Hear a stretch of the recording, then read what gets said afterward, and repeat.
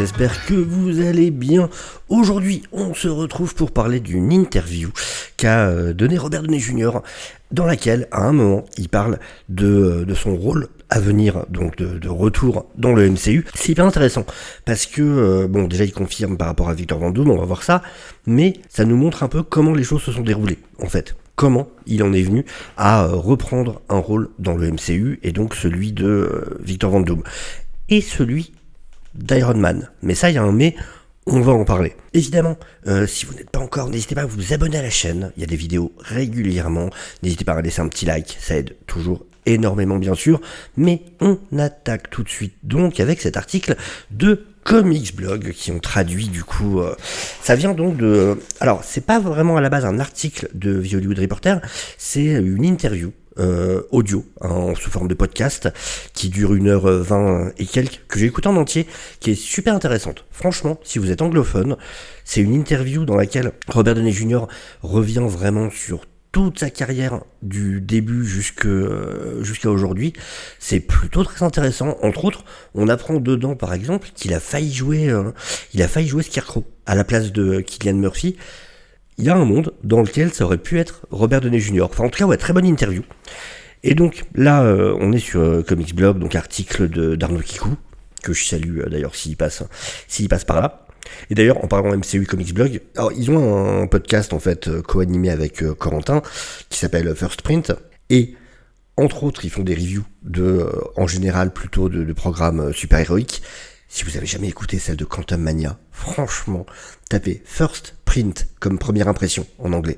First Print, Quantum Mania, c'est à crever de rire. C'est vraiment à crever de rire. On y va. Donc, on va attaquer directement là. Robert Downey Jr. s'est exprimé pour la première fois dans un média sur son retour chez Marvel Studios dans une interview conduite sous forme de podcast au Hollywood Reporter. Il explique la façon dont tout s'est fait en ces termes. Tout s'est passé probablement il y a 1 an et quelques. Vous savez que Kevin Feige et moi, on est restés en contact. Aussi avec Jon Favreau, car on est potes. Je suis aussi proche des Russo, car on a d'autres affaires ensemble. Ce qui explique pourquoi il a forcé. En gros, c'était si je viens, les Russo viennent aussi. On comprend mieux pourquoi du coup. On forme un petit groupe de compagnons de voyage. Et j'ai eu ce sentiment instinctif que je voulais voir Bob Iger et revenir chez Marvel. On va en voir plus sur la rencontre avec Bob Iger. J'avais une idée en dehors du MCU, pour m'investir dans ce qu'ils font, notamment au niveau des parcs et leurs installations. Et effectivement, on a appris que Robert Downey Jr., et donc c'est là qu'on parle de son retour en Iron Man, mais c'est pour les parcs, c'est pour 2 attractions en fait. Et donc, comme c'est dit ici dans cet article de People, voilà, 2 de ces attractions verront Robert Downey Jr. revenir du coup dans les bottes de Tony Stark. La première, c'est Iron Man Avengers Infinity Defense, qui verra les invités voyager à travers le multivers de New York City à Asgard en passant par le Wakanda pour se battre contre King Thanos. Alors King Thanos, je vous rappelle, voilà, on l'avait pas mal vu à un moment. Donc, et je disais à ce moment-là, c'est pour les parcs. C'est pas un truc qu'on va voir en film ou quoi, c'est pour les parcs. Ce King Thanos, donc un Thanos plus âgé, qui évidemment est fortement inspiré du Thanos, c'est la série de Donny Cates, qui s'appelle, c'est Thanos Gagne, Thanos Wins en VO, avec ici le Cosmic Ghost Rider, excellent personnage, j'aime beaucoup. C'est en fait un Frank Castle, Punisher, qui est devenu un Ghost Rider et qui restait tout seul sur Terre pendant des siècles, ce qui l'a rendu à moitié fêlé. Donc voilà, c'est un Ghost Rider un peu barré, il est très drôle. On voit que voilà, c'est un Thanos qui a vaincu tous les héros, qui a même réussi à dompter Hulk. Mais voilà, donc c'est inspiré de ça. Il explique que l'Avengers Campus va doubler de taille. Donc quand même, effectivement, gros travaux. Et donc c'est ça, c'est cette attraction-là.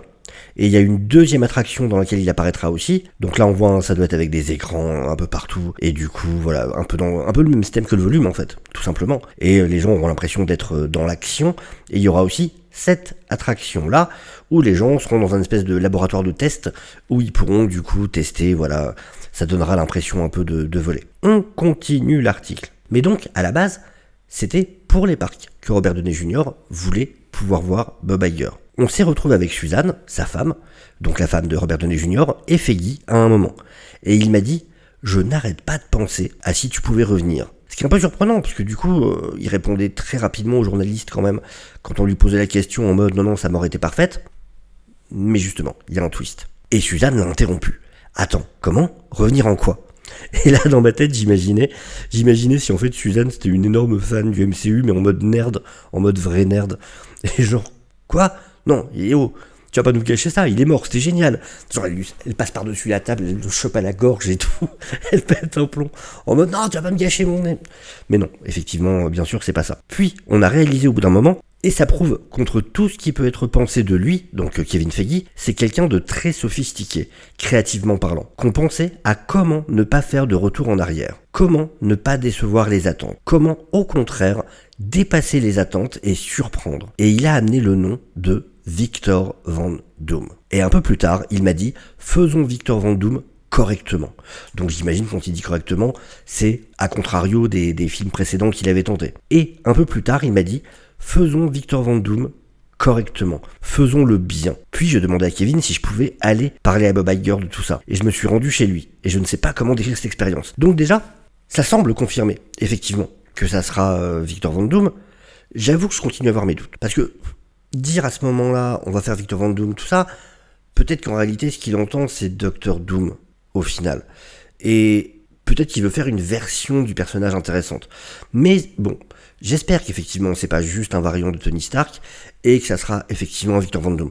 Je suis pas enchanté de l'idée de Robert Downey Jr. en Victor Von Doom, mais j'ai envie de me dire que c'est possible de le faire bien, et je me dis, plutôt qu'être en mode... Enfin voilà, plutôt que de gueuler, ça sert à rien. Robert Downey Jr. est un formidable acteur, il n'y a aucun doute là-dessus.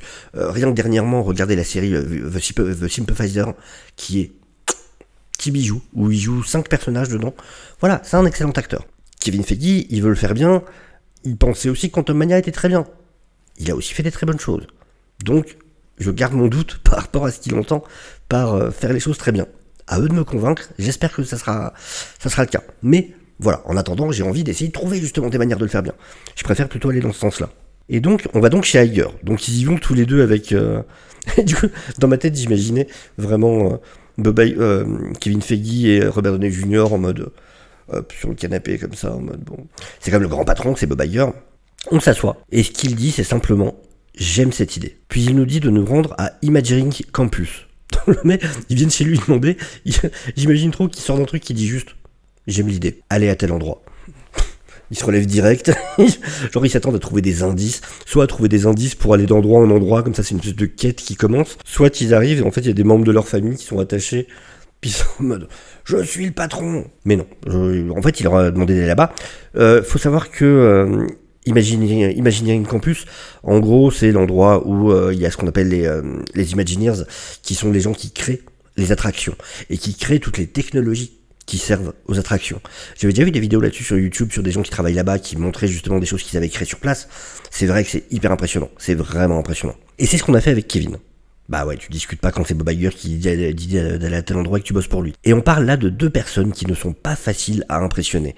Et encore moins en même temps. J'ai pas trop compris cette phrase par contre. Et je ne peux pas trop en dire, mais ce qui est en train de se passer là-bas, en ce moment, va bien au-dessus de tout ce que je pensais pouvoir être possible. Là, il parle en fait des attractions. Il parle du côté des manèges, certainement de nouvelles technologies, de nouvelles idées en termes d'attractions. Et c'est, je pense aussi, la seule façon dont je peux être sûr de donner au public en recherche de divertissement quelque chose qu'ils n'ont pas encore expérimenté et d'une façon par laquelle je peux continuer de développer mon investissement dans le futur du divertissement. En gros, si c'est juste jouer dans des films pour le MCU, ça pourrait le lasser. Mais là, ce côté médium différent des attractions fait que ça l'amuse à nouveau. Et si tout se passe bien, je pense qu'on redéfinira ce que les gens appellent le plus grand film de tous les temps. Sachant qu'il y a des choses entre temps, donc c'est pour ça là il repasse au film. Et en gros voilà, il le dit en plaisantant, en vrai dans le truc, mais il se marre quand il le dit. Mais ouais, il dit bien que... qu'il espère qu'il fasse le plus grand film de tous les temps, même s'il en plaisante. Donc, j'espère qu'effectivement, c'est Victor Von Doom, même si je me demande comment ils vont le faire par rapport à ses origines, par rapport à son histoire. En y réfléchissant, ce que j'aimerais, il y a des chances qu'il apparaisse en fin ou en post-crédit de Fantastic Four First Step. Ça serait le plus logique. Il y a des rumeurs qui disent qu'il viendrait de cet univers rétro-futuriste. Ce qui serait pour le coup assez logique. Et J'allais dire qu'il pourrait expliquer pourquoi il n'est pas apparu en post-crédit de Black Panther, comme certaines rumeurs l'annonçaient, mais je suis pas sûr que... Je pense pas qu'il le savait à ce moment-là. À voir. Mais je pense pas du tout. Mais en tout cas, j'espère qu'on aura soit un film avant les 2 Avengers, même si on nous a dit qu'il avait un contrat pour 2 films. J'espère que c'est pas vrai. J'espère que peut-être, soit... De toute façon, logiquement, c'est déjà pas vrai, parce qu'il y a de grandes chances que, pour moi, il doit apparaître dans First Step. C'est pas possible de faire autrement. Il faut qu'il apparaisse dans First Step, au moins en post-crédit. Ou alors, il faudrait que dans Avengers Doomsday, un peu comme on disait à l'époque qu'Infinity War était un film Thanos, il faudrait, là même encore plus, que ce soit un film Doom. Vraiment. Qu'on ait vraiment l'origin story, pas juste raconter comme Thanos le fait à un moment quand il le raconte un peu son histoire. Non, faudrait que ce soit vraiment un film qui se focus sur Doom. Alors je sais que le film s'appelle Avengers Doomsday, mais pourquoi pas les Avengers qui arrivent bien plus tard, ou pourquoi pas des autres Avengers que lui aurait vaincu. Mais j'aimerais vraiment qu'on prenne le temps de s'intéresser à ce perso. Parce que le problème, c'est que déjà là, on va l'avoir pour très peu de films, donc il faut vraiment prendre le temps de le développer.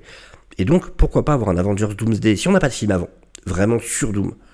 Dans ce cas, qu'Avengers Doomsday, on ait vraiment une grosse partie du film qui soit raconter l'histoire de ce Doom. Pourquoi pas le voir, justement, gagner contre des héros. Voir comment il va devenir le roi de Latverie. Voilà, qu'on développe vraiment le personnage. On a peu de films pour le faire, au moins qu'on le fasse à fond. Sinon, il y aura vraiment un goût d'acte manqué. Si on veut en faire quelqu'un d'important, et sachant qu'il n'a pas toute la mise en place qu'a pu avoir Thanos, il faut y aller fort. Il faut vraiment y aller fort, pour le coup. Et vraiment, moi, ma solution préférée, ça serait qu'il ait un film. Ça serait vraiment qu'il ait un film à lui. Et ça, ouais, ça me plairait énormément. Enfin voilà. J'espère que c'est vraiment Victor Von Doom, que c'est pas juste un variant de Tony Stark. Ça sera un petit peu décevant, pour le coup, de faire ça de Doom. Je sais que Feige est un énorme fan des 4 Fantastiques. C'est un grand fan des 4 Fantastiques. Donc, forcément, de Doom, j'espère. J'espère que vraiment, il nous prépare quelque chose de bien de ce côté-là. J'ai envie d'avoir un Doom qui est la classe, un des persos les plus charismatiques de l'univers de Marvel. Ils ont, même si c'est pas l'acteur que j'aurais voulu, ils ont un extraordinaire acteur pour l'interpréter. À eux de bien gérer l'écriture. Et c'est marrant de voir que vraiment l'idée est venue de Feige. Et dans la manière dont les choses sont présentées, je me dis qu'il devait donc y avoir un début d'histoire, un moyen d'expliquer ce Victor Von Doom. Donc c'est marrant de voir que certainement que le scénariste qu'il a embauché pour le film, Feige a dû lui donner les points de départ de voilà, ça part de là, je veux que ce soit ça, la raison pour laquelle ce Victor Von Doom existe, pourquoi c'est Robert Downey Jr. qui l'interprète, mais bon, ça montre qu'effectivement, voilà, on est vraiment, j'espère, revenu sur un Feige qui gère, qui tient ses programmes, et j'espère qu'il le fasse bien, pour le coup, j'espère qu'il le fera bien. Enfin voilà, écoutez, je suis curieux de savoir ce que vous pensez de tout ça, en tout cas.